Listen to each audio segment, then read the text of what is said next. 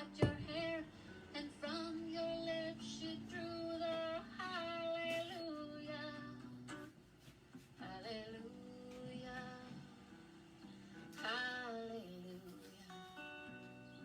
hallelujah, hallelujah.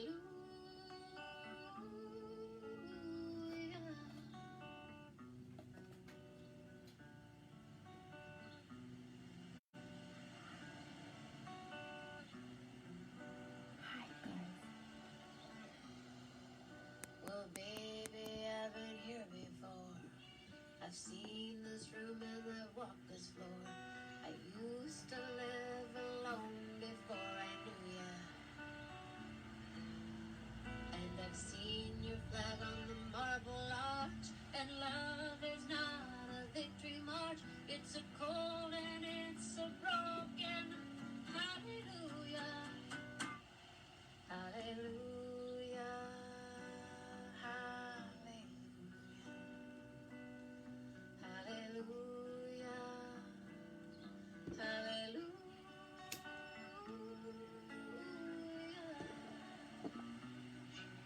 I know. Hi, Bill. Hi, Dave. There's a God above, but all of it There's Padilla. from love was how to shoot somebody who outdrew ya. And I'm playing Canadian. This is the very first time I ever sang the song because I thought everybody sings Hallelujah.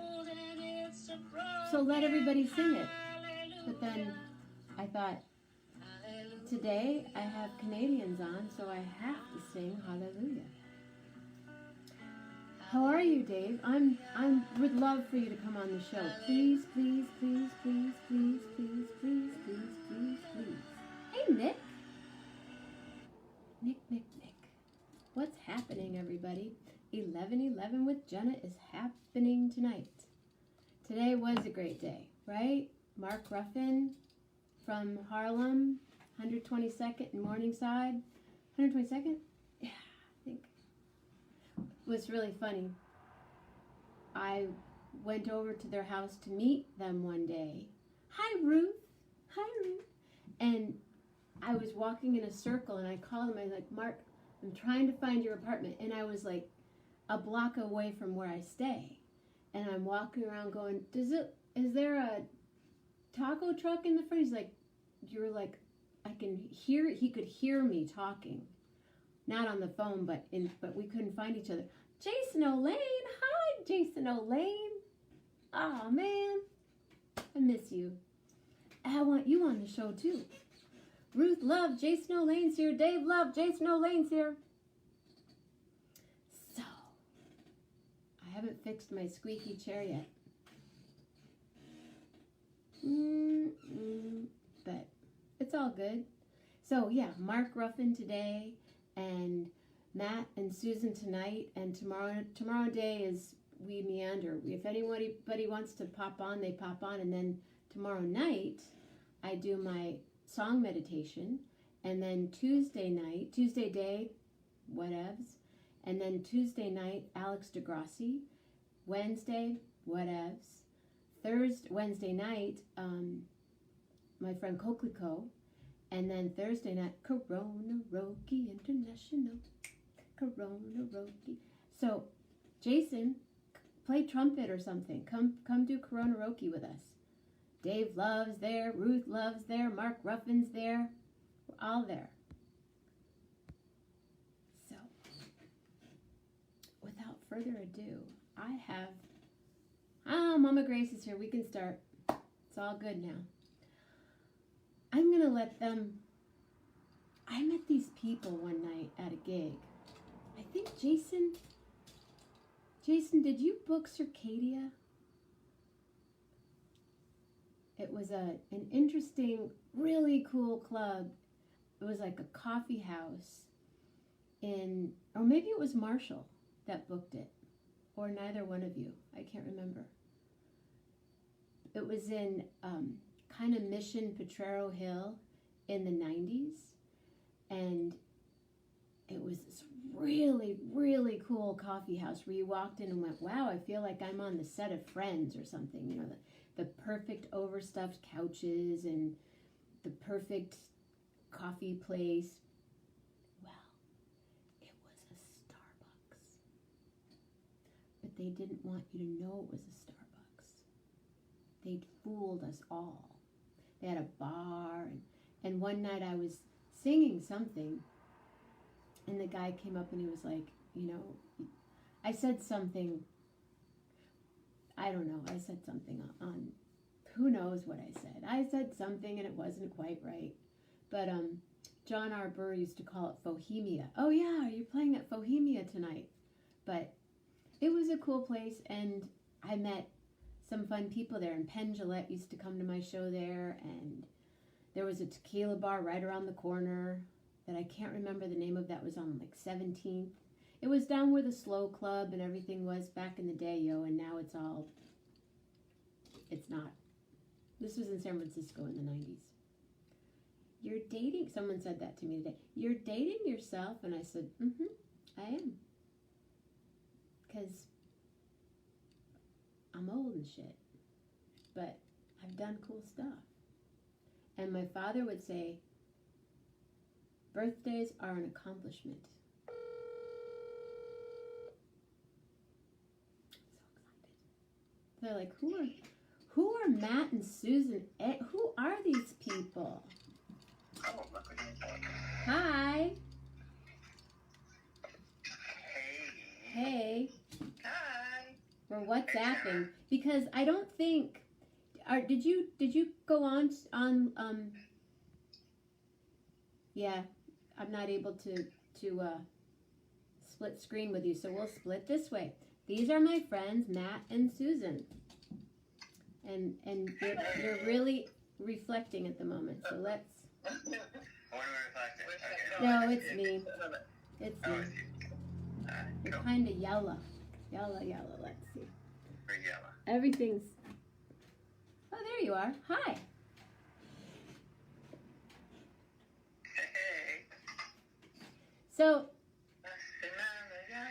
I don't know how to describe you guys. I mean, I look at your when you know how when they say about on Facebook, like I'm saying this to everybody, like about like, and they say info. You went to high school somewhere. Well, these two have this unbelievable list of accomplishments, and really, you do. And I sang at their wedding. It was at Circadia, right? We met at Circadia. We met at Circadia, yeah, totally. You got this whole story right. Totally remember it. Yeah, every minute. I think Mark said it best this morning. You want to describe us? We're FOJM. We're friends of Jenna Mammina. And that's... Well, that was fun today. It was so good. That was really so fun. Good this morning. So good. And there's a lot of New Yorkers on right now, and there's New York and Austin and Michigan, and it's coast to coast, and you are in Toronto, so So we're going north. here we are. Can we just go south? We have some Texas people the other day. Texas tonight too, Austin, Texas. That's nice. Oh yeah. Mhm. Great. Can you guys hear okay, or should I do this? Is that better? I can hear you. We can hear you fine. Oh, you I can? don't know if Okay. commenters can hear us. I don't know what the delay is like, but it's like the magic. Okay. I feel like we're looking through the looking glass. Yeah. So Matt was It's like just saying, backstage. yeah, like, exactly. We feel like we're back. Matt was just saying he knows what you said that night at Circadia. You know, you were singing with someone else. So that night we went down with an old friend of mine from like not from my high school, but from high school, who was visiting San Francisco. We went to Circadia. There were Amy Sylvester. There were like 10 of us. We were at a long table. My brother was there, David, and we were just having a great time. We did not know it was Starbucks either. I found out months after, because well, at first I think my friend whoever, I think it was Jason, but whoever it was, I was working, I think Andre and I, it was either Andre and I or Robin and I would play there, and they would get the check, and then they would pay me. And then I started getting the checks, and they said Starbucks on the, and I was like, Starbucks? Yeah. Can't hear the guests that well, but I'm perfect. Okay. Well, we gotta talk out. We gotta speak up. What can we do? I need one of those snowball mics. That's what I need. Oh, We have a mic. go out, Mike. It's not Yeah. you, it's that they can't hear. Go into your. Oh no, you know what? We're coming on her phone, and then they can't hear. Is that better, Bill? Bill's my sound Oh, no. man. We could talk. Hello. We could sing. Hi, No, how's we it could- working? That's one thing we don't do. No, that's Jenna's job. But I even think my brother was there that night as well. Really? I know you were with another woman on stage. You were doing a duet or something at some point. And the funny thing, the reason I remember this is because I embarrassed myself because I was there with my brother. We were talking, and we were just having a good time, and we get along so well. And then I went up and afterwards I said, "Are you guys sisters?" Because your rapport was just so, I don't know, there was something about the duet you were doing. I just thought, oh, I wonder if they're sisters. You seem like family. I don't even know who it was. Maybe someone on this call. I don't know. But it just struck me, and I loved it. And so I don't know. And then we said, do you do weddings? That's the part I really remember. Like, do you do weddings? And then did we meet for pupusas? We did. You introduced me, pupusas. Yeah. You know what? Until this moment, I thought it was empanadas. I forgot. But you're right. Pupusas on in the Mission, In the Mission. like 16th or 17th. Mhm. That is absolutely right. So good. So good. And that was the beginning of history. And will that be 20 in August? It was 20 last August. 20. 21. Well, we met you. I mean, that was the wedding, but we met you maybe, like, I mean, it must have been Yeah. 6 months or something beforehand. Yeah. But so good. And then we've been, I don't know, we've been friends ever since. Yeah. We've been going Well, to you guys concerts. will show up at a gig. All of a sudden, I'm doing a gig somewhere, and oh my, wow, you're at a gig in Berkeley, or you came to that one gig at that house concert. House concert. I think it was Susan's birthday. Yeah, that guy was freaky. We think that he had cameras in the bathrooms where we would change. Oh, did you, like, for the house concert? Yeah, he'd always say, "Why don't you come a little early and you can change and you can hang out?" And I'm like, "Well, I only live a couple miles away." "No, really, but just come and bring your clothes and you can change." And Well, that is not okay. That's So we- not, yeah, a couple of other women, they were like, "Is that guy kind of?" Yeah, we stopped playing there. all But right. then we went to Well, dinner after that too at Salt. The dinner was awesome. Mhm. Salt. God, you have an amazing memory, Jenna. Mm-hmm. Yeah, it's like that eternal sunshine of the spotless mind. Sometimes I just want to go, just pull that part out so I don't have to remember that, and then remember all that cool stuff. But yeah, I do. I remember, like, I know everybody. I'm looking at my friend Janelle Michelle Burdell. She's in Pittsburgh. Bill's in Boston. Joe's in L.A. Grace is in St. Joe, Austin. I don't know where John Jaffe. Sorry, John, I don't know where you are. He's in the cloud. He's in the cloud. Matt, I don't know about the cloud. We're all in cloud. Matt's been really helping me a lot and getting these things together, so. We've been working on Jenna's tech stuff. It's good. You'll see people. You'll see. I love what you've been saying about taking the show on the road, Jenna. Mm-hmm. Wouldn't that be fun? Yeah. I think 11:11 on stage. Have a someone to interview and then perform and Mm-hmm. yeah. That's Because if I'm doing it on the west, if I'm on the West Coast, it's 8:11. So it's a perfect time, for someone, to book us, because I would be doing it with Melanie Demore, who's been on since the beginning. Oh, there she is. Melanie, I think you were on like the second night, and she scrolled through and stayed and then sang like the third night, and yeah. So I've been doing this for a while now. unbelievable. We were just talking about that. Mm-hmm. Twice a day, every day, without fail, since March, whatever it was. Something. I mean, lockdown. That's a stamina. incredible, aren't I? You're incredible. Well, for many reasons. This is, yes. Always. So, Just add the long list. so back to your info on your Facebook page. I mean, if I read it, y'all would be like, I'm going to bed. Because they're just doing it. Because you've done, did you sponsor TED Talks? Like, that's just one thing. And you worked at Oracle, and you worked at Snapfish, and I'm like, what? What's the way? Maybe we should tell their story. Do you want to tell how we started? Well, just how we met and who we are. He was the They intern. don't know. I was the intern. I was the baby. But it wasn't like that. Let's be clear. Let's just all be clear. Yeah. So Matt worked at Silicon Graphics, where I was working. These were the buildings that is now the Google campus in Sunnyvale. But that was when Silicon Graphics was big and Google was yet in the back of anybody's mind. Now we're dating ourselves. Yeah, now we're dating ourselves. Those are the coolest computers in the world. Silicon You don't know Graphics. what Silicon Graphics Vince is. Nakayama? Silicon Graphics? Wait, let me think. I knew someone at Silicon Graphics. Okay, sorry, I'll be quiet. At the time, it was like, these are the computers that made the dinosaurs in Jurassic Park. And everybody would go, ooh. Yeah, now you can do that on your PC. Just that laptop.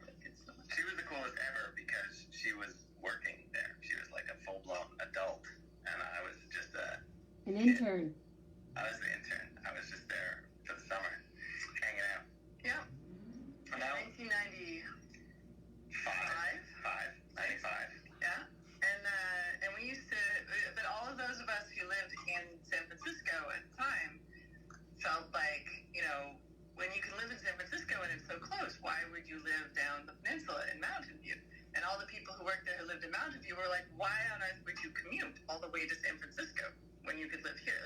So there were these two camps, and I was in the San Francisco camp, and so was Matt, and he was living with his brother in San Francisco. So all of us, gave each other rides and commuted together and things. So we used to commute. We worked similar late night hours, crazy late nights, and so we would drive up the peninsula. I would drive. He didn't have a car, but I'd give him rides, and tell each other about our relationships and all this kind of stuff. Moan about our love life and all that. And there was no spark at the time. It was just like, oh, this nice guy, whatever. And then the next summer, Matt came back to San Francisco, worked at a different company, gave me a call sometime that summer. I was still working on the same project, but I was in Japan for an extended period of time. I came back. I got the message in those days, landline messages. And I was like, oh, yeah, Matt, that guy, nice guy. I should call him. Yeah. Yeah, no, nothing. So I'm like, okay, well, whatever. I mean, I wasn't. I was just hooking up as a friend, like checking in and saying hi. And then a year and a bit after that, in March, and on my birthday, we were both in Atlanta. So I lived in Boston at the time. I was at school at MIT, and Susan. MIT. I was at school at MIT. Sorry. I'm in like Mystery Science Theater for the for everybody else. I'll be quiet. Okay. Somebody has to go there. But anyway, I was going to Atlanta to a conference, and we were sort of in the same field because I had been an intern and doing the same thing. Computer science. Yeah, computer-human interaction conference on computer-human interaction, which is what we kind of still do, sort of. Yeah. And how to say, I ran into him? Well, that actually happened. Like, off the bottom of an escalator, we literally bumped into each other. Like, there was a bump. It was like, oof.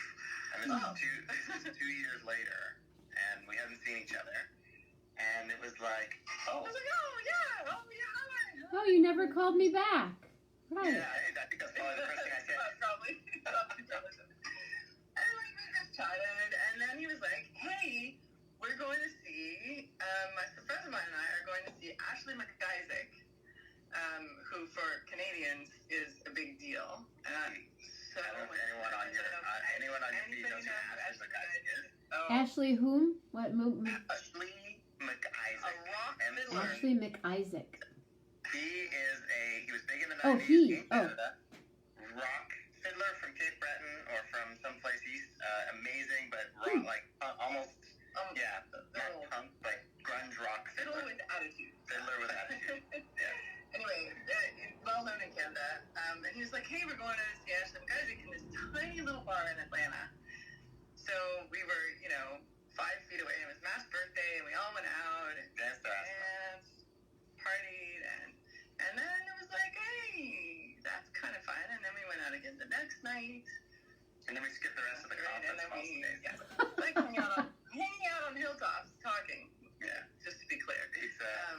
Yeah, that was good. Yeah, that was good. So I don't know why we told the entire story, but that's. And now you were at MIT, and where were you, Susan? Were you still in the Bay Area at that point? Yeah, I was still in the Bay Area working at SGI. She was done with Stanford by then. So we're gonna be named up. She was at Stanford. He was at MIT, and she was at Stanford. Did I tell you guys these are like the smartest people I know, but they're cool too. I mean, not that cool people aren't smart, but they're like I could hang out. Like we go and hang out, right? I've been to both MIT and Stanford. I've performed at MIT, and I've performed on Stanford's campus. That's awesome. Cool.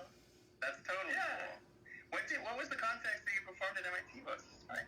It was with a guitarist by the name of Stefan, and it was just something that I can't even remember. It was part of a sound, some kind of a sound. See, I can't even remember what it was. It was a sound. It was somebody who was doing an experiment on sound. Oh, cool. And they invited him to be there, and I happened to be in town, and so I went and sang with them. That's totally great. But I couldn't explain the science behind it. I love it. I love that. I think I couldn't get a better voice for it. Oh, Perfect. thank you. So you were at Stanford, and you're at MIT, and you decided to, get. What Yeah, happened? we bi-coastal. I was going to say, by that time I had bailed. I figured to get a PhD, you really have to want one. It's like this, you can't just go and think it's the next step on this progress ladder or something. It's like you kind of, it was, no. So I jumped ship from there into working in Silicon Valley. So I was done with Stanford by then. And so I was working, and Matt, and we dated long distance for a year. That was funny because we kind of, when we met in Atlanta, we didn't actually become a couple at that time, but we kept in touch. And then over the course of calls and emails and all that stuff, we sort of decided we were dating.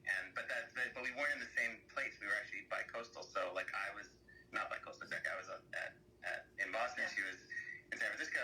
And so it ended up being months and months and months until later we saw each other. But the next time we saw each other, we were like a couple. Committed. Yeah. Really committed. Yeah. So and so there's this weird meet your boyfriend, meet your girlfriend kind of feel, like mail order. So there was you were emailing each other. Right. And so we had long phone calls, emails, texts. We had these little pagers. Yeah, okay, that was I was wondering what the technology was during this courtship. We didn't know cell phones. Alphanumeric pagers. Yeah, that was alphanumeric pagers. Yeah. Full messages, one line long. Yeah. And so it was a bit like COVID. I mean, we didn't. Our brains were connected, but our bodies were pretty separate for a long time. So, yeah. And then you moved to the city together. Did you, when you became boyfriend, girlfriend, did you move in then?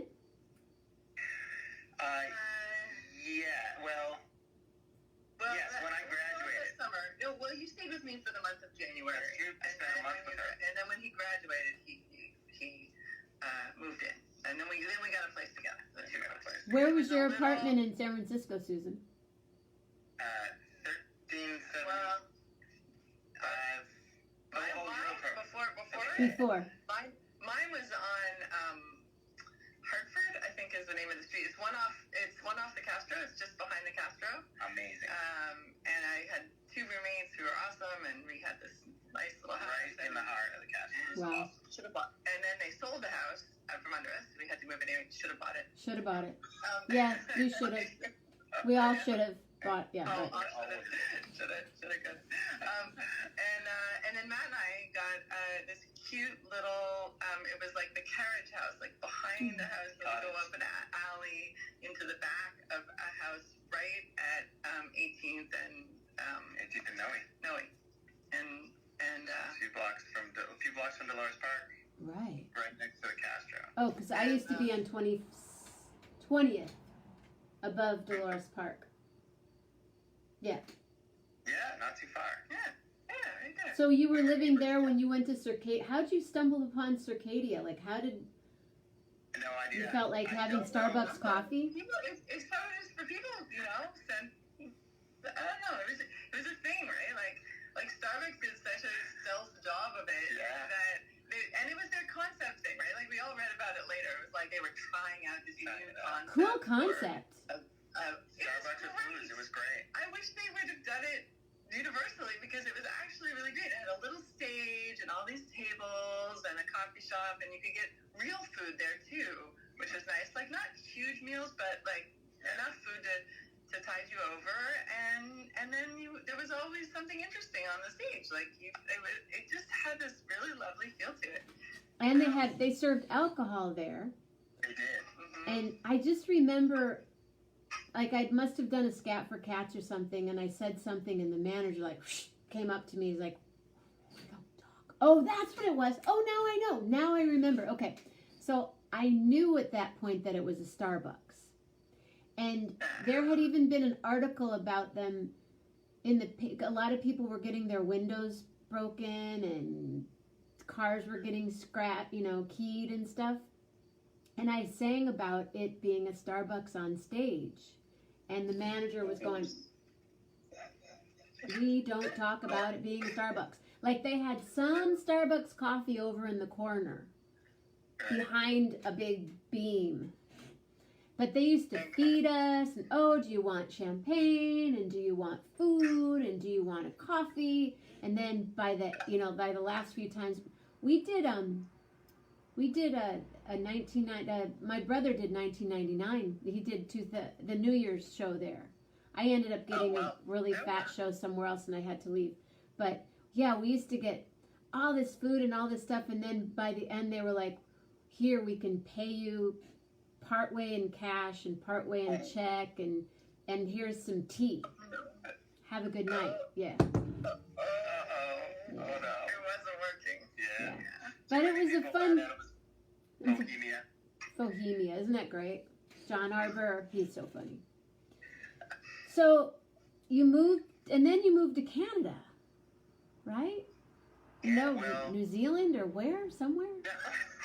The heck? Oh, hey, I got a squeaky chair too, Jenna. Hey, Cheers, squeaky. we're doing body music right now. Hi, Keith. Then Well, we got married. We got married first. We got married in San Francisco, right? At the Grand Cafe. You were there. There's Hotel Monaco. Yeah. Hotel Monaco. And there was a big shrimp table, right? Yes. Right? There was like a big ice sculpture. I don't know about ice sculpture. No, there was a croquembouche. That's Oh, maybe what you croquembouche. remember. I don't know if it was. The wedding cake was a croquembouche. The little profiterole balls. piled up with the I remember my guitar player like grabbed a shrimp, and I went, "You can't do that. You can't just grab the shrimp." And he was like, "I'm gonna grab the shrimp." Oh, that's funny. Somebody else they sang at their wedding in Las Vegas just came on. Hi, Gene Backus. It's wedding night. These guys I sang at their wedding 21 years ago in August. This is Matt and Susan Gorbet, and these are their children. They have children. This stays on my refrigerator. We stayed at Jenna's house briefly, and she wasn't there. I was We on to the tour. Lopez. I've never spent so much time in this house in my life except for the last 3 months. Yeah. And we went and we hung there, and my kids made this for Jenna. That was a couple of years ago. Yeah, and his daughter made it, and she embroidered on the photo. Yeah. So Okay. fun. Okay, so then you moved. You were at Stanford. He was at MIT. Blah blah blah. No, I'm just kidding. And then what? We should fast forward probably. Fast forward. Yeah, well, we moved to Toronto partly because partly because Matt it was the one place in North America that either of us had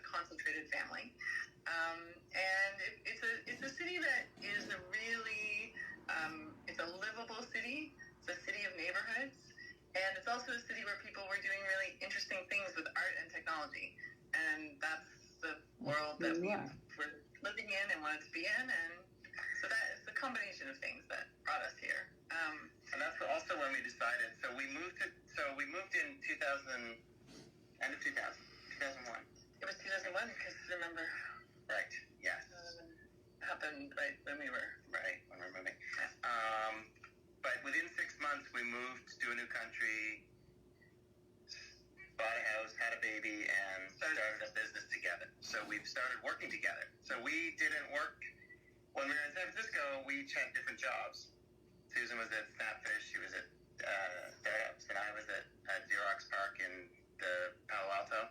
But we started. One of the things we figured out around that time is like we both love our work, and we love being creative and doing stuff, and we love talking to each other about it. And we were just destined for this place where we were going to be never seeing each other and only, diving into work. And we wanted to be with each other and build a life. So we said, well, let's work together. We didn't quite know what we were going to do exactly together. Like we just wanted to be in each other's projects and do stuff, make things. Large, interesting things with creative technology stuff. Yeah. That was. So we kind of held hands and jumped off a cliff and said, new country, new house, have a family, make a business, do a life, figure it out. And so we've been working together and doing different kinds of things, mostly in the field of art and technology, but also broader than that, what we call, experience design is really, that's sort of the broader term of it, because all art is experience, right? You do a concert, that's an experience. But there's kind of also there's a way you can design experiences for people. You can think about people really deeply and what they're going to care about. And so really experience design is sort of the back end of most of what we do, whether it's art or something else. Yeah. Does that make sense? Yeah. Okay. We do a lot of stuff we've ended up in this weird corporate training world, but that's partly because we're not corporate trainers. And so when we bring ideas in, we think of it as designing an experience for people. So how do they experience those ideas and take them on and go through a transformative experience or environment? And so the stuff we do doesn't really look a lot like corporate training, and so it's nice because we've gotten to travel around the world doing that. And that's one of the things we're not doing so much right now. Yeah, I know, isn't it crazy? Yeah. I can't think of the place in the city, the science place in the city. So your house is sort of like the Exploratorium. The cobbler's children. Right? Not exactly. We don't have a few interesting things. We have a couple of things. Yeah, we can take you on a tour. Yeah, take us on a tour, right? Janelle, my friend Janelle's here. She's like, very cool. This is so cool. I know. They're fascinating people. Maybe we should give... Yeah, okay. So for a while... Well, I think we should practice. Like for 10 years, what we started doing was making art. We started making all kinds of wacky, cool art with technology, and we ended up getting, being able to do things for some retail stores and for we did a big public art installation that's out there. It's a big sculpture that's run by solar power and it's connected to the internet and stuff like that. And so we did stuff we did a couple of projects in a hotel. In Toronto? Yeah, okay. Yeah, in Toronto. So most of the stuff in Toronto. We did a few projects back in the Bay Area, actually. We did some stuff in an airport, at the San Jose airport. We did a long project with them, and actually we're still working with them on some art and technology things. But because we were designing these experiences for people that used art and sort of technology, most of what we were doing was really always in a specific space. So it was like some kind of, we'd install a projector, or we'd make a monument, or we'd put robots or something like that.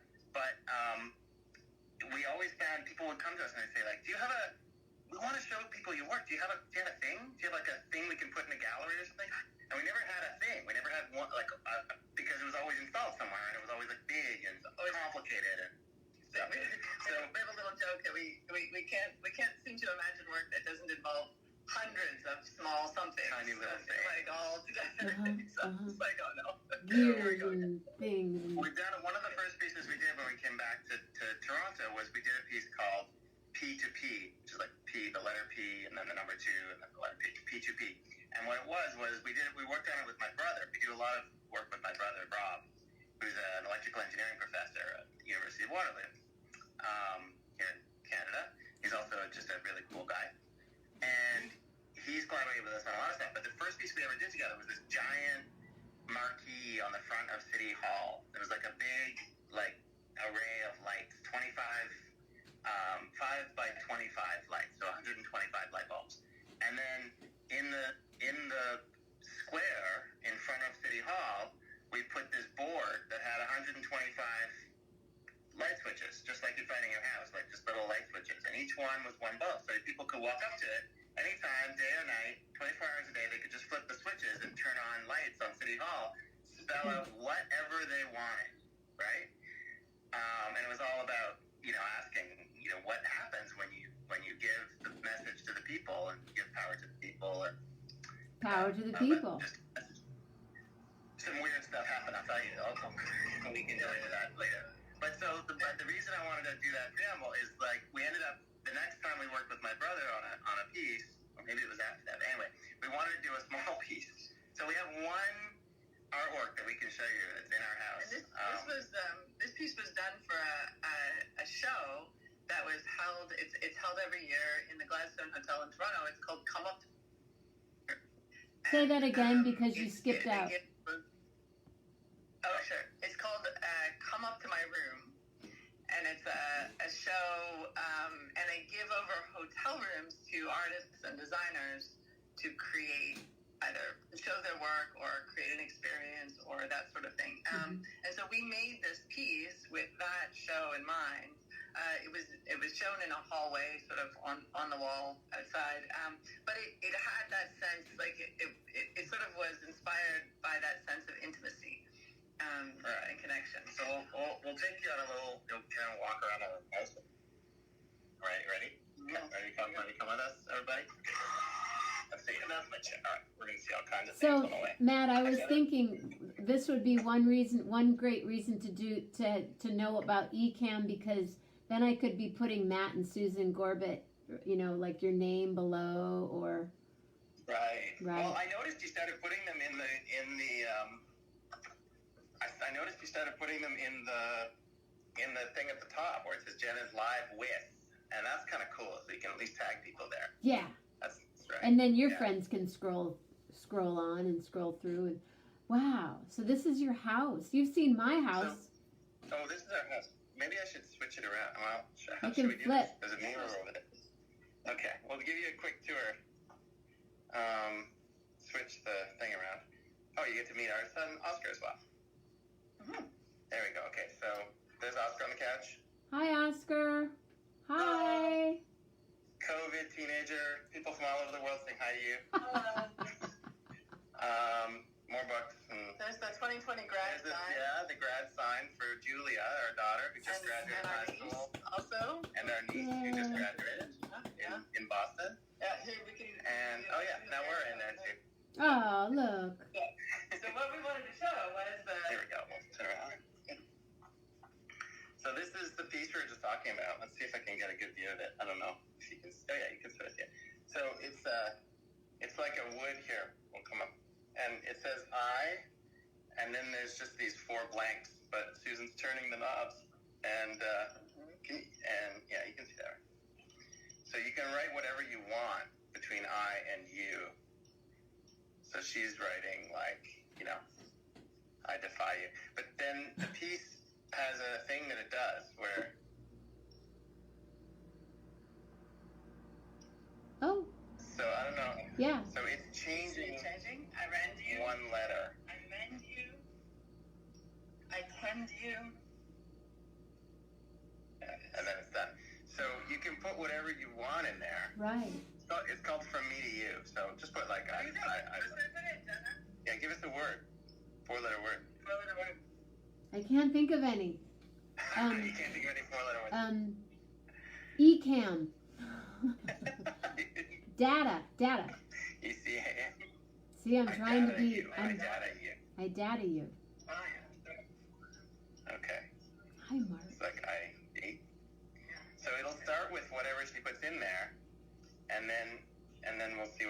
Their names will be at the top. My friend Janelle, she says she swears she knows you. Did you ever live in Pittsburgh, Susan? I size you. I size you. No, but I have family from Pittsburgh. I sire you. I wire you. My grandmother, my grandparents were Pennsylvania Dutch.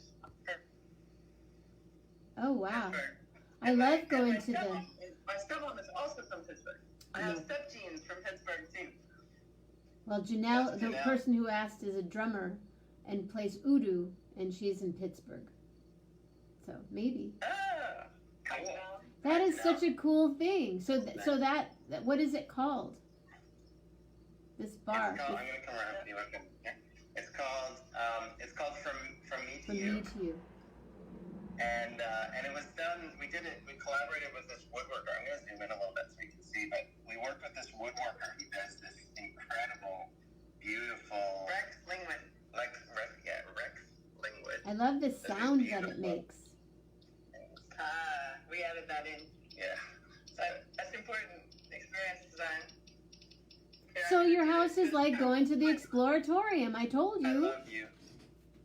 Oh, I love you. Nice. We can do it.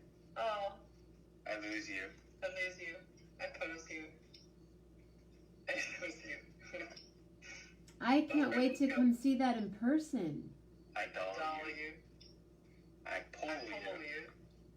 So we don't ever really know what it's gonna say. That's the. So do you call that interactive art? Absolutely. Yeah.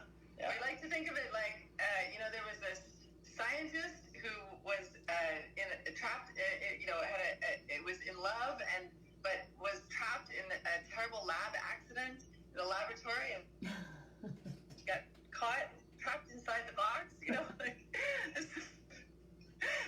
People always are like, what is it in there? So I like to think of it that way. I love it. Yeah, like just sort of because the fun thing about it is that you tell a story, right? Like it's just changing one letter at a time, but then you feel like, oh, there's this story going on there. I mend you, I rend you, I tend you, I mend you. You really feel it, and it's partly about how small changes make a huge difference both in language and in relationships. Susan, do you remember a percussion group? Did they happen to work at Silicon Graphics by the name of De Cuckoo? Oh, Cuckoo. Yeah. Sounds familiar. I know De Cuckoo. Crazy 80s hair. Yeah. Dreads and like one was percussing at the same like that Rubbermaid commercial thing that they did. Was like it was all electronic and technique. Like I totally remembered De Cuckoo. Is there someone online from De Cuckoo? Yeah, my friend Janelle. Yeah. Cuckoo. Oh my gosh, maybe even know each other from SGI then. That's what she said. Whoa, that's awesome. Yeah. Was she part of SGI? Was she part of Cosmo? I think she might have gone to. I told you. Oh yeah. So Midi Vale. Burning Man. Spiral Oasis. There's my friend Melanie just said these are some cool ass folks. I know, I have cool ass folk friends. What can I say? I can't help it. Y'all are too cool. I knew there was going to be a cool connection here somewhere. MIDI ball. We use SGI machines. MIDI balls. Yeah, they use the machines. Yeah. Maybe I know her. Maybe I'm at the Media Lab. If they did lots of at the Media Lab at MIT, and we did a lot of music things. I didn't, but people in my world did. Anyway, hi Janelle. Nice to meet you. Yeah. They're tagged at the top of this conversation. They will be tagged. For sure. Okay. So, community and connection, Jenna Mammina, 11 with Jenna, Emily and Pearl. I love that Jenna connects everyone. Should we go back up? Yeah. So you're walking through the restaurant. What'd you guys have for dinner? We're going up. What do we have for dinner? Oh, we had Jamaican. Jamaican jerk We ordered chicken. from a black-owned restaurant, and we had Jamaican jerk chicken and curry goat and beef. We Nice. tried to do that yesterday, and it didn't work out, and so we did it today. Yeah. It's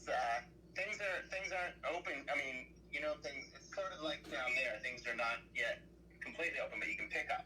Well, you come to Michigan, everything's open somehow. Oh, really? I'm not. I am not open. Hi, Dave Love. Dave Love is here. We've got Dave Love and Ruth Love and Roxanne and Melanie, the Regs, the usuals, and Janelle. So yeah, Janelle, you guys probably knew each other at Silicon Graphics. I'm telling you. That's fabulous. So you. The apostrophe cuckoo. Yeah. I totally remember. Yeah. Totally. I'm trying to remember from where. I guess maybe that's or whatever. Nice. So you guys did you use? I can't ask her a question. I guess I can ask her a question. But I wish I could bring her on. I could bring her on, but she should do it. She should do a thing on your show. She has. She's the Udu player.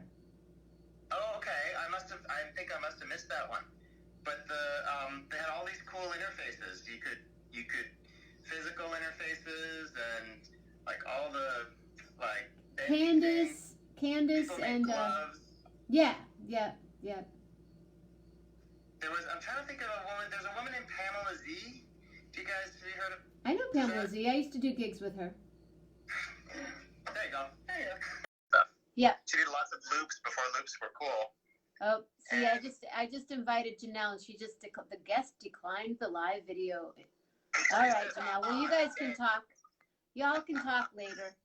We'll talk later. That's cool. Bean. Oh yeah, Bean. Bean was the other person. Yeah. Bean. Yeah. Bean. I don't know. It's weird. It's like parts of my brain. Anyway, It's funny how networks work, isn't it? It's funny how connections work. That's why I love doing. For a while, I was doing TEDx. Yeah. So tell us about that. You actually did you were you like the host? I hosted it. I hosted it and curated it, which meant that I kind of decided who. Well, not decided. TEDx Waterloo, not TED. Be careful. You got to be careful. This is like TEDx is an independent thing, but it's modeled after TED, and we had to get a license from TED every year to do it. This was back in 2010 to 2013 with some really close friends, or people who became really close friends of mine, who I met because I wanted to do it. They were looking and yeah, they were. So the way that used to work, I think it still works the same way, but the way it worked is, so TED was this like amazing conference, the TED Talks and all stuff, and everybody wanted to go to TED and all stuff. And I had gone to TED in 2008. I had gone to TED, and then when they started the TEDx thing, which you can now see all over the place, and there's TEDx here and TEDx there, they made a rule that you could. This was really clever. They said anyone, anywhere can host a TEDx event, but in order to make sure the quality is still high, we're going to make it so that you can only host a TEDx event with up to 100 people attending. So small, little events. And they had a bunch of other rules. You had to show some of the official TED Talks in addition to your local speakers and stuff. It was very clever. So people would start doing these things. And the idea was, once you've done it a bunch of times and you really got into it and you show you were kind of committed and you knew what you were doing, they could let you do bigger and bigger ones. But there was a loophole.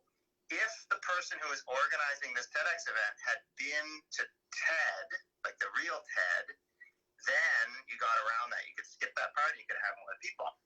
So a bunch of super ambitious people who had gotten together, who were students, actually, at the University of Waterloo,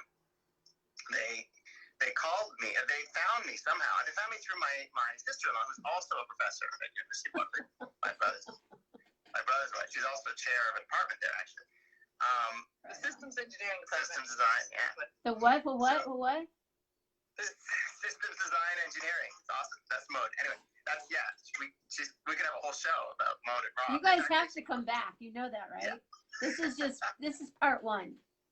Okay. So, long story short, so I got a call out of the blue saying, hey, will you help us run this TED event? Because we want to have 500 people, not 100 people. And we want it to be cool. And we want it to be great. And we don't know who's coming to speak. And let's just do it. So we all kind of, it was super energetic. And we made it up as we went along. And I basically just called all my friends. It was like 11:11 with Jenna. I started calling people and said, hey, you had 500 people there. Do a thing. And to get up on stage. And they actually had too many people because we couldn't serve them all lunch. We didn't have space, but it was, and then the tech didn't work, and it was. But by the third year, you had 1,500 people. By the third year, we had 1,700 100 people in the audience, and we had 12 speakers and 2 bands, and that's how I met my friend Peter, who you just met. He was the musical speaker, musical person at our thing. He came back a couple years in a row. Sweet man. So that was just so much fun. But the coolest thing about it, the coolest thing for me about TEDx, doing TEDx Waterloo, was that through doing that, I got connected to other people who organize TEDx events who are all over the world. So now friends on Facebook and all over the world who we talk to all the time. And it's been about 7 years since I've done one, but we're all connected and we're doing things. And through that, we've gotten into other groups and communities and stuff. So it's all about networks, Jenna. You know it, right? Yeah. And through this whole 2020, are you both working as much as usual? Are you working differently? Or you're not traveling? You have 2 kids. You had a daughter graduating, so a lot going on in your home. Yeah, A lot going on. yeah. Well, I'm heads deep in a project right now. I have spent the last 3 summers. I've spent my July at the University of Waterloo, actually helping run a program that's called SHAD Canada, and it's a program for high school students who are interested in STEM subjects. They apply from across Canada, and then they get sort of farmed out, cross-pollinated to universities, campuses all over the country, except they won't send you to one where you're from. So they actually, they make sure, and so we have 54 SHADs come to Waterloo, and we stay there for a month in university housing in the dorms with them, and and we do a big design project, and that's why I kind of got roped in, is that Matt's brother, Rob, is the director of that program, and he asked me to come and redesign the design thinking project portion of that. And we usually have these big, hairy questions like, how might we help Canadians reduce our individual energy footprint? Or how might we help Canadian communities become more resilient in a natural disaster? That type of big problem. And so this year, of course, we can't do it because Bring the people together. Nobody can come together. So we're actually running SHAD online.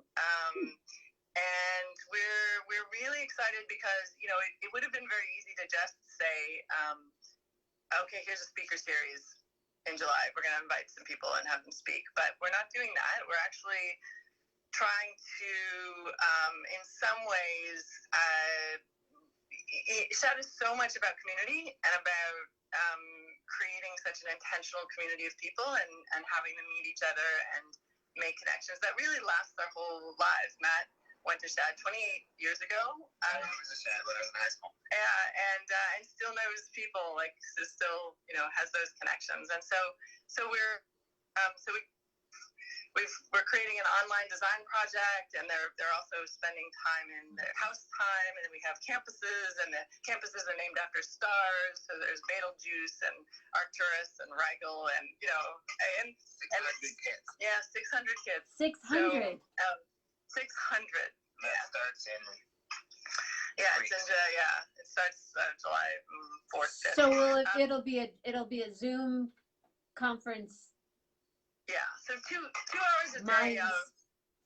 Yeah, well, 2 hours. 2 hours a day of synchronous, what we call super synchronous time or universal time. Everybody all together. But then there's other times where they're meeting up in design groups, or there's other content and things they can see asynchronously. But it's really only 2 hours a day, because it's not like, it doesn't make sense to do 8 hours a day of programming. Right.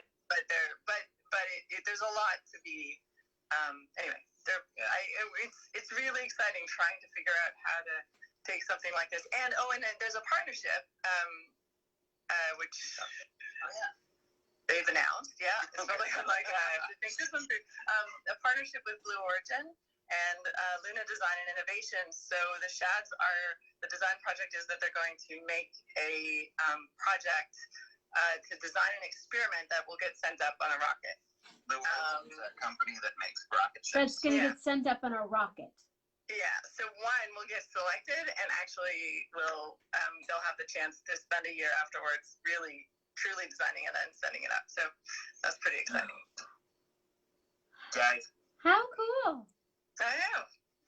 Space. And I get to work with space scientists, which is the best thing ever. So Andrea, she's part of our design team, and the other day, she there was that launch, and she was like, a few days before, she's like, so we have this meeting on Wednesday, and I was hoping that we could just take a break so we can watch the launch together. I was like, you're awesome. yes, we can. Like, let's absolutely do that.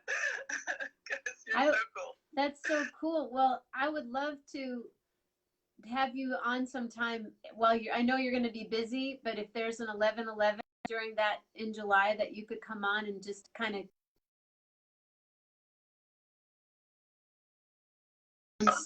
it sounds so fast. Look at she has a beautiful smile. I look at this smile. You froze for a second and you had this but oh no, I would love for that to happen if you could.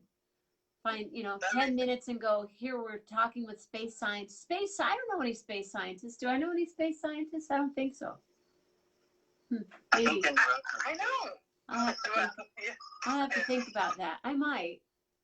They're cool. Do you know? Okay. I have to just share something that I learned with you about the space science thing, because they say so they send these experiments up and they get 3 minutes of microgravity to do the experiment in, and it's like that is a huge amount, because in the Vomit Comet, the planes that go up and down, they only get like 30 seconds at a time, so like 3 minutes is like an eternity. It's pretty awesome.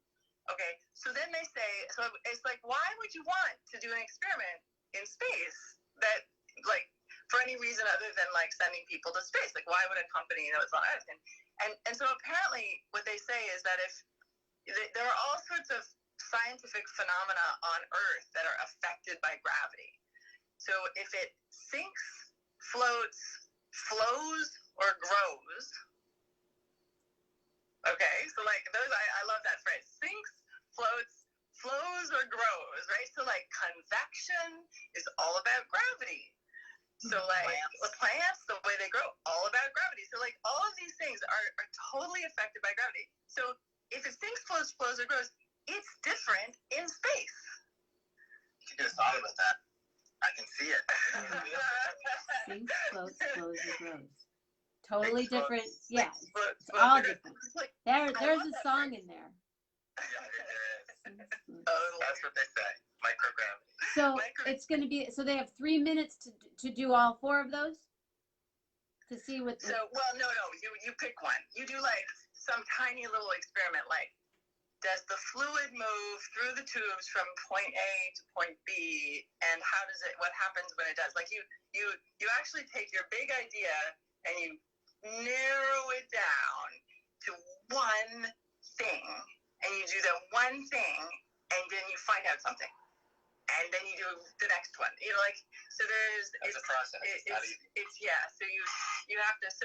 So we're focused also on making sure that when the Shads are looking at this, they're looking at the impact, right? They're not just doing a science experiment. They're like connecting it to the bigger ideas and the bigger sense of impact on humans and what it means. So that's one thing. Okay, so that's one thing. My friend Dave Love wants to know if you could sing "Fly Me to the Moon" on Thursday, because we're trying to get our ratings up. Corona Roki happens on Thursday. Okay. I gotta say, Jenna, and we talked about this. That's one thing we don't do, Nelson. But we'd like to. What's that keyboard? I saw a keyboard in the living room. I know there's a snake, but I also know I saw a keyboard. Yeah, no snake. I will occasionally get talked into singing a Billy Joel song in karaoke. Wait a minute. I didn't know this. So Thursday night, just so you know, Corona Roki, you may be right, I may be crazy, but it just might be a lunatic you're looking for. So that means I get to see you twice in 1 week, Susan, on Thursday night at after 11:11. Apparently, I just signed up. You just signed up. You're first on the list. Nice. Maybe right. And you're making my producer very happy. He's sending lots of love, lots of hearts right now. Yeah. Woo. I like the woo part. Actually, the woo. Woo! So, would you have wanted to be an astronaut, either one of you? I think there was a brief moment, maybe, in my childhood, but I was mostly focused on wanting to be a neurosurgeon. You said brain people. That didn't go that way. I'm still really interested in people's brains, but not in that way. You keep them on the inside now. What made you decide not to do that part? Well, in grade 11, as the Canadians see, I've been Borged to Canada. So I used to call it 11th grade. Now I call it grade 11. Grade 11. That's how you say it in Canada. Grade 11. That's Canada. Yeah, it was. You can spot Canadians. Yeah, it once outed me on a playground. I said something like first grade or second grade, and another parent said, "Oh, you're American, but you're so polite." Yeah, I do like when Canadians. I'll do some conferences sometimes, and they'll be like, "Oh yeah, I have some American friends. I like some of them." Or they say, "And do you have salmon in America, right? You have salmon in the States?" Salmon. They say. I've never heard. Must be from. Down in Mexico, when I lived in Sayulita, there were a lot of Canadians down in Sayulita. Yeah.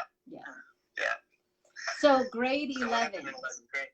Yeah, in grade 11, I took my first physics class, and I was like, "Oh, there's more to science than just biology," and that was good. That was a good thing, right? And then your life went. And then you became electrical. So then I thought I was going to university to do a dual degree in electrical engineering and theater, because I was gonna build. Technical theater was my thing, and I was gonna build the sets for like Phantom of the Opera, the crashing chandelier. Mm-hmm. That was me. That was my plan. Cool. And then things at university didn't I had my computer science classes, and I was really fascinated by them, and I took a psych class, and I ended up with a dual degree in computer science and psychology. So kind of one thing led to another, and it was sort of like you can either you can teach people about computers, or you can teach computers about people. And so I decided to go teach computers about people, because so cool.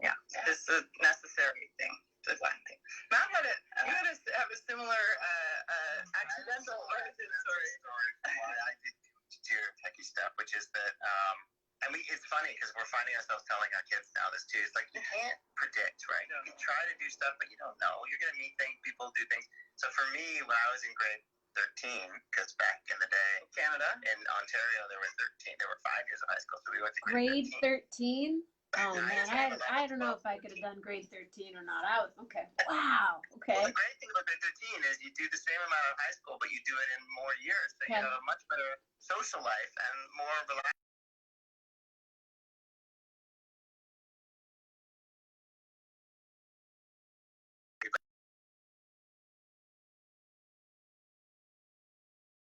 But my whole thing was I was really into arts, but I was also really into science and math and stuff. And so I decided, I had heard about MIT, and I said, okay, well, I don't know. I can't decide between being an artist and being a tech, doing tech stuff. So I didn't apply to any science or technology or engineering programs in Canada at all. I only applied to art schools.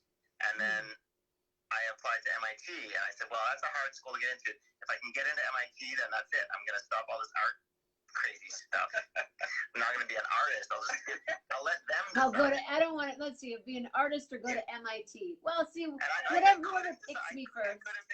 So I let them decide. I got into MIT, and I said, okay, that's it. I'll be an engineer, and I'll stop doing art things. And then that, of course, didn't happen. But I discovered architecture.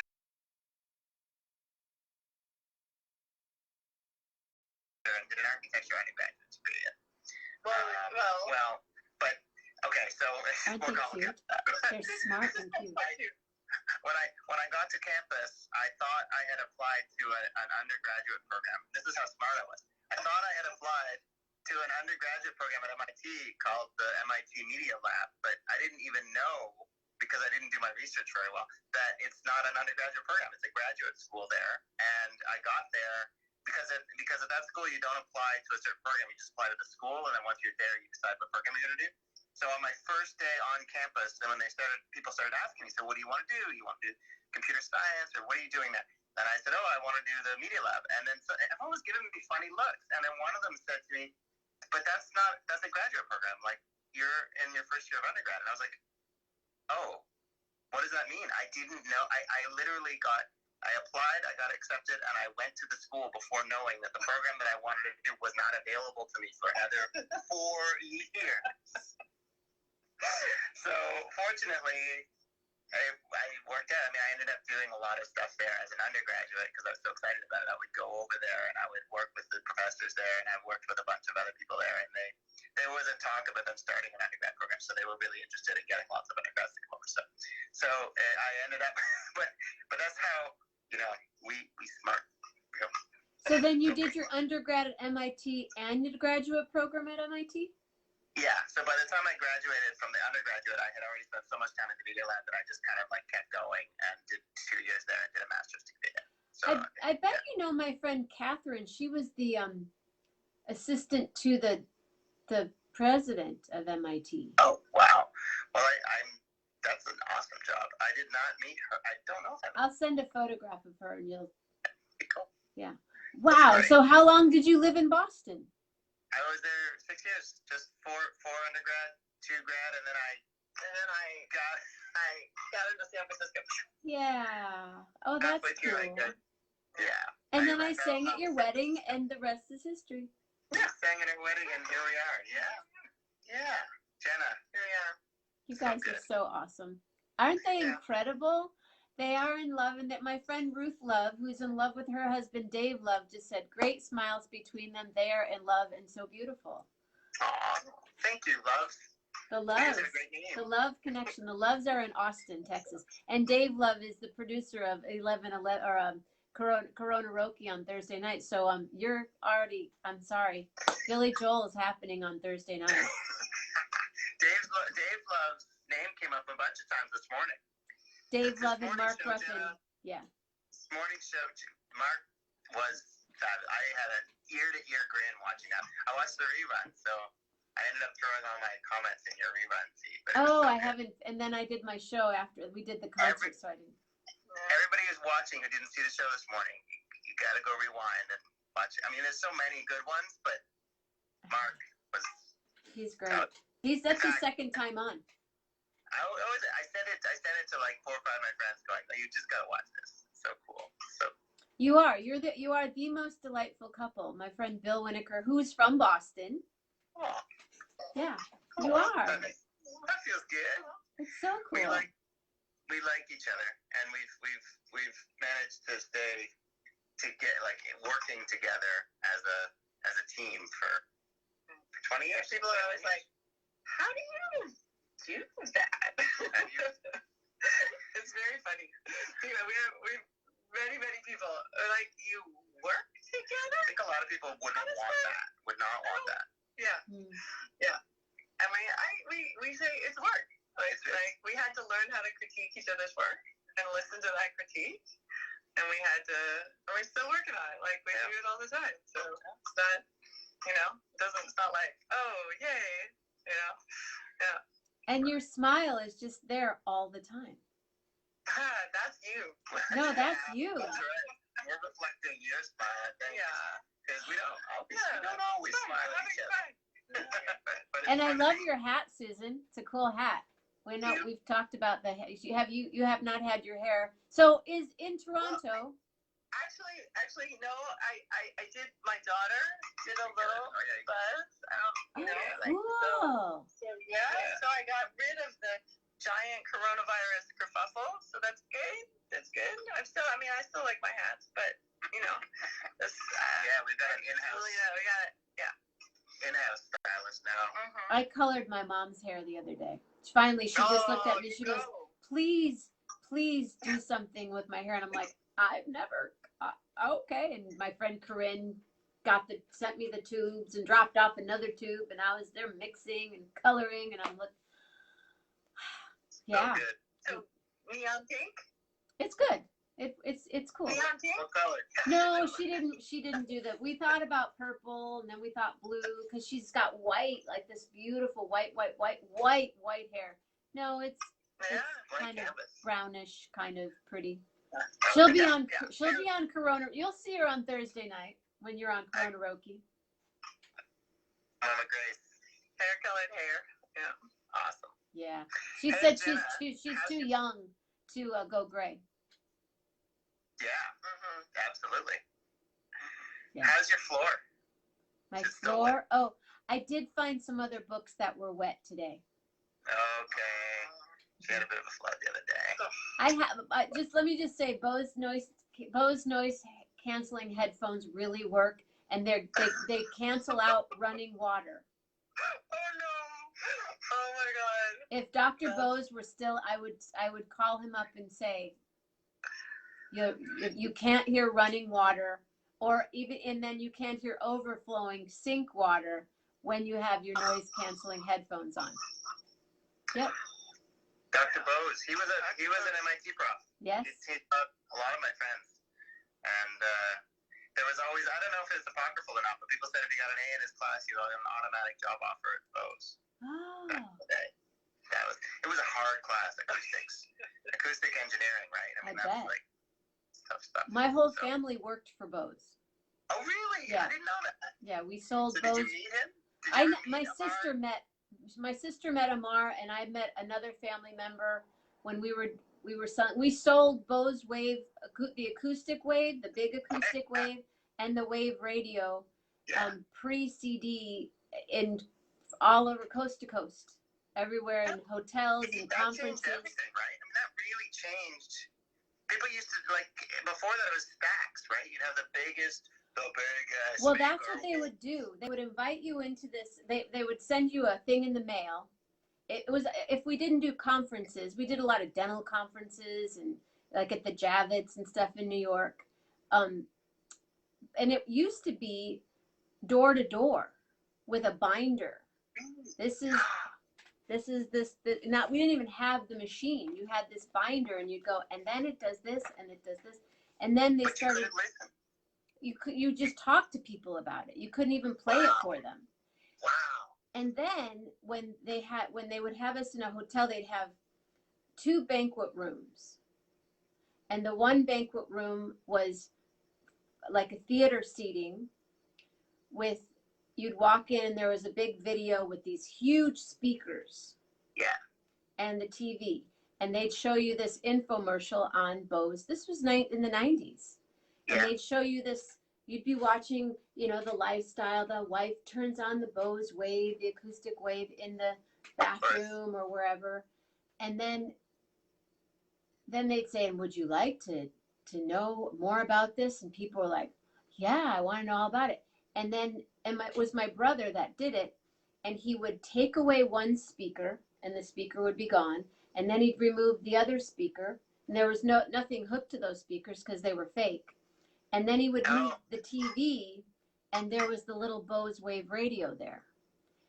Then he would walk him into the other room, and my sister and I would be in there with 6 or 8 Bose Wave radios, and people would come up and sit down at the tables, and they'd go, I want 10, or I want 5, or I want... And we would just be writing up these orders and selling Bose Wave radios and acoustic wave radios. Yeah. They called us the Flying Maminas. What a great story. That's so Yeah, it cool. was fun. It was a really good time. Our parents sold radios. Mitch, Lisa, Jenna, family, wives, girlfriends. Wow. And were you guys ever playing recordings of your family? Like, you guys were all singers and musicians? Well, that's when I first started selling my record. Under the Influence, I would use that as an example. They would always give us this classical Bose compilation, classic CDs, and I'd be like, here, put this in. And then to this day I have fans that would say, I bought a Bose Wave radio from your sister in the Denver airport, and she gave me one of your CDs, and I followed you from there. Yeah. That's awesome. So great.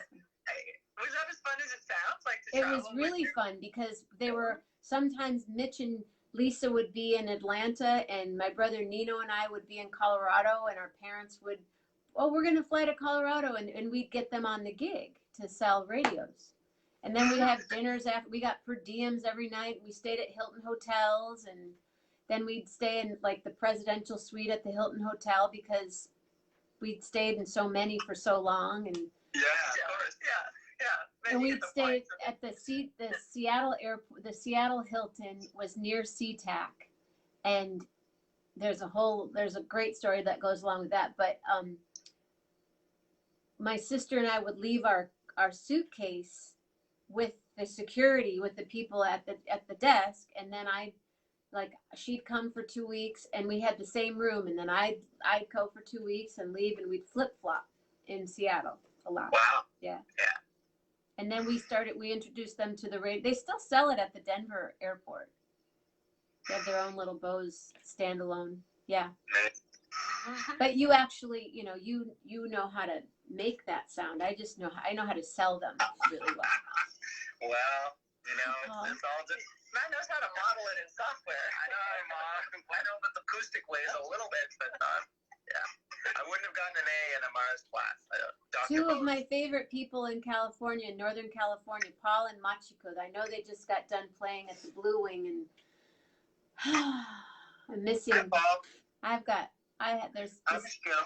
yeah, they're fantastic music.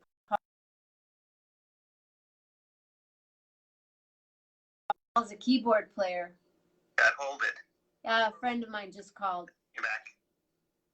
Someone just called on. I'm like, no, I can't answer phone calls. Not in the middle of my show. But anyway. I just realized this is like, can we go for the record for the longest show? I don't know how long I just looked at the clock. I'm like, what how time do we is do it? that? What time is it? It's 12. like 12:30. It's not 11:11 anymore yet. You're close to the record. I think it was with I think Mark Ruffin, and I think you're right there. Mark Ruffin and Gary Lambert. Whoever's still with us. It's almost. Thank you for hanging. It's almost 1, 2, 3, 4 in 3 Oh, minutes. I love 1, 2, 3, 4. Oh, I love it. Well, we have to stay on for that to celebrate 1, 2, 3, 4. So Hey, we got all. Your daughter's graduation. Did they do the drive around thing? They did a parade here in town today. Oh, that's nice. That's sweet. That's a fun thing. We've seen a lot of like little bits and pieces of that. We don't know what the mood's gonna be. Actually, it's funny. Her school for a long time has done graduation in October. Strangely enough, on Canadian Thanksgiving or that weekend. I love Canada. I would love to graduate in October. Heck yeah. I just find it a little strange. But this year, I don't understand it, but yeah, no, exactly. So They come back for it. But this year was the first year they were planning to do it in June. Oh yeah, no. Maybe they might go back to the October thing. I think so. We may not have an official event. So they haven't actually announced it, which I kind of feel like, hello. Well, school's not out yet. I mean, in the U.S., the kids graduate a lot earlier. Yeah, they're graduating this week. Yeah, most of the schools here, they go to the third week in June. Third or fourth. But everything is still up in the air. And Julia, to be honest, she's, Julia has a a snake. lot of the seniors are done. They're just done. They're done, right? So Like, what do they do? they Hang have out all this- day long and play video games? I don't know. Well, she's doing partly, of course. Yeah. Lots of online. There was a lot of figuring out university things Things to going watch, on. Picking up courses the other day. Yes, there's all the. There's the figuring out university stuff. So in Ontario, they had to declare which university they were going to by June 1st. So that was the big date, and so So there's a lot of that. Where is she going? Waterloo. She's going to Waterloo, which Waterloo. come up tonight. That's a good. It's a university in Ontario. Cool. My brother and his wife both teach there. Yeah. There's a last minute switch from her other, the one that had been the front runner for months, McMaster. So yeah, she made a choice. She's happy. She's going to a speech communications program. So yeah. What else did she do? She just right before Corona hit and we all had to stop doing things. She got her driver's license like before. Yeah. So as a young driver who can now drive around but can't go out with her friends and stuff, she loves driving. She has been doing deliveries for shelters, drop-in shelters, and homeless shelters, and all these places. There's a network in network in Toronto called the Drop-In Network, and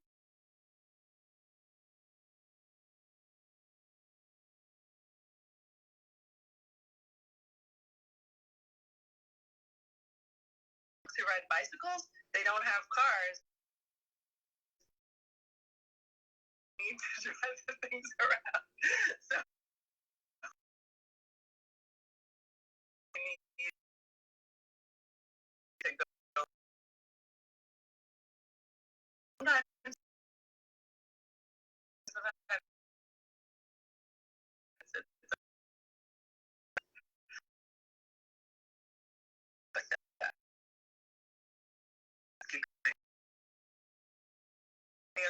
day or two a week, and it's funny, a teen, crazy, but it's kind of, especially early on when the roads were kind of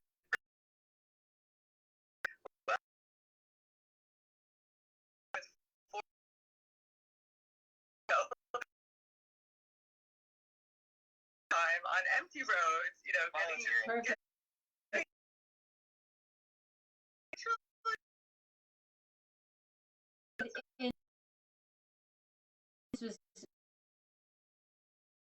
Perfect. This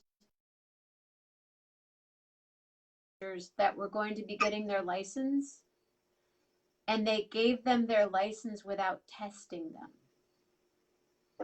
Yep. I read that. They just said, here, forget about the test. Just, there you go. Yep. Priorities, I guess.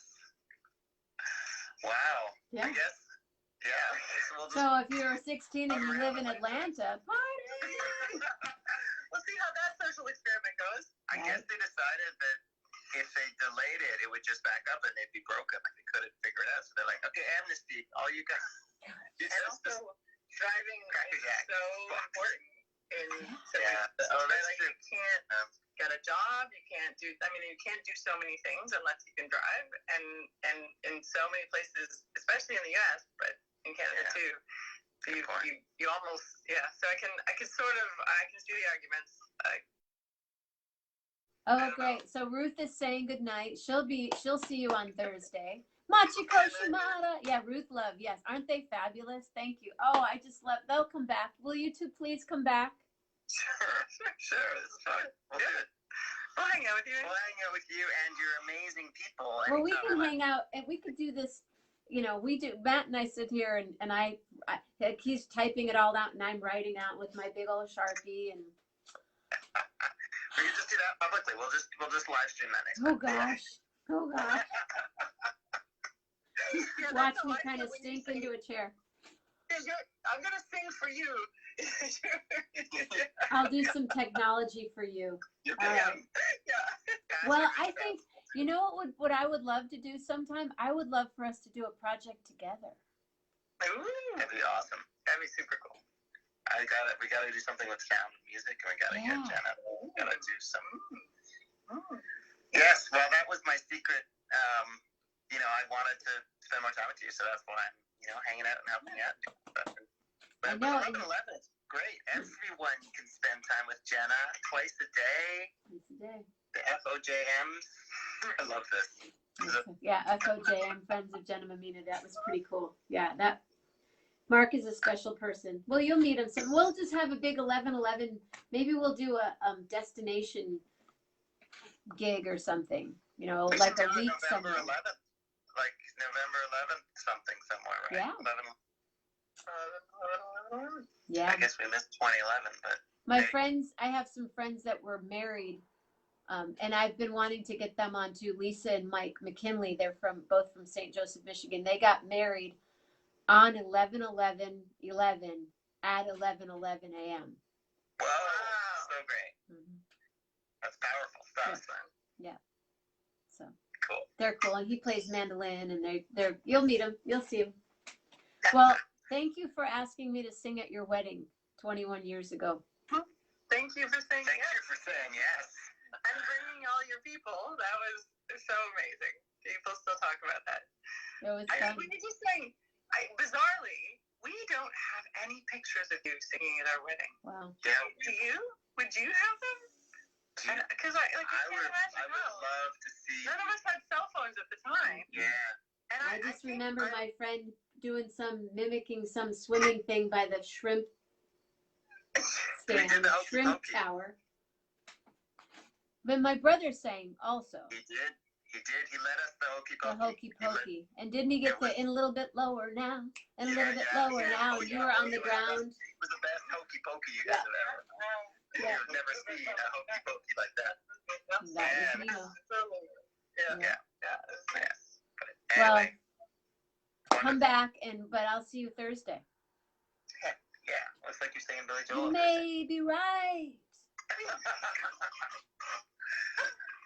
Thanks, you guys. So tag your friends or tag yourselves in this and make a watch party, and your family can watch this as well. Sure. And we need to talk about June 30th when you're ready. Yes. We're ready. Oh, we got all kinds more info for you. Okay. Jenna's got a gig. Santa's Jenna's got got a a gig. Zoom gig. I got a Zoom gig. Zoom gig. Yeah. It's gonna be great. We We're talked it excited. all out. Yeah, I talked it all out earlier. Cool. We'll give you the deets. So, yeah. All right. Well, have a beautiful night, and thank you for Well, thanks sharing for your watching, art. people. And I'll see you this week. We'll talk. Okay. All right. All right. Bye, Jenna. Bye. Bye. Thank you. Bye. Thanks, guys. Wow. My heart is so full. Machiko Shimada. I know. I wish I could watch you. I missed you so much. Matt and Susan, thank you very much. And thank you, if Ruth, you're still here. And Jeff Metzger, thank you today for the donation. I really appreciate that. And Dr. Love, Dave Love, thank you. Thank you, thank you, thank you. It is. My heart is just, wow. There are just amazing people on the planet.